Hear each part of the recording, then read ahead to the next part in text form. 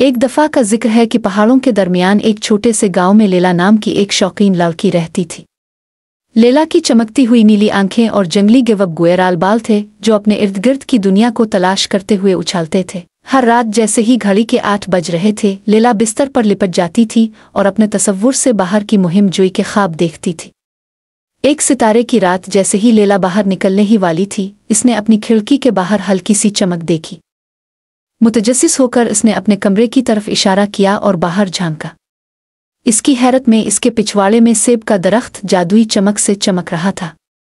للکارتے دل کے ساتھ لیلا اپنی چپل پر پھسل کر باہر نکل گئی۔ جیسے ہی وہ درخت کے قریب پہنچی، اس نے تنے میں ایک چھوٹا سا چمکتا ہوا دروازہ دیکھا۔ متجسس دل کے ساتھ لیلا نے دروازے کی دستک کا رخ کیا اور خود کو ایک عجیب جنگل میں پایا جہاں پکے ہوئے پھلوں کی طرح شاخوں سے ستارے لٹک رہے تھے۔ ہوا لیوینڈر کی میٹھی خوشبو سے بھری ہوئی تھی اور زمین ہیرے کی طرح شبنم سے چمک رہی تھی۔ جنگل کے قلب میں لونا نامی ایک جادوئی مخلوق کھڑی تھی جو چاندی کی چاندنی کی طرح پروں کے ساتھ ایک بات کرنے والا الف تھا۔ اسپرنگ ووڈس میں خوش آمدید، لونا نے آہستہ سے کہا۔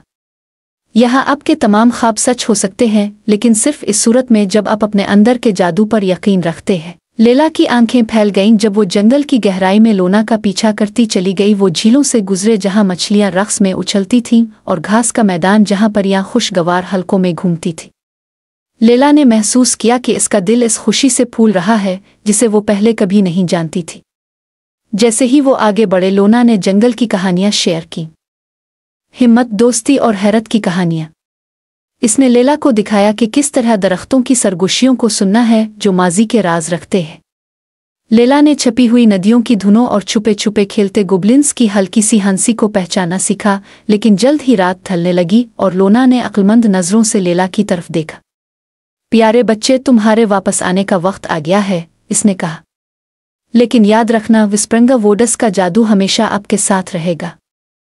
جادو بھرے دل کے ساتھ لیلا نے اپنے نئے دوست کاف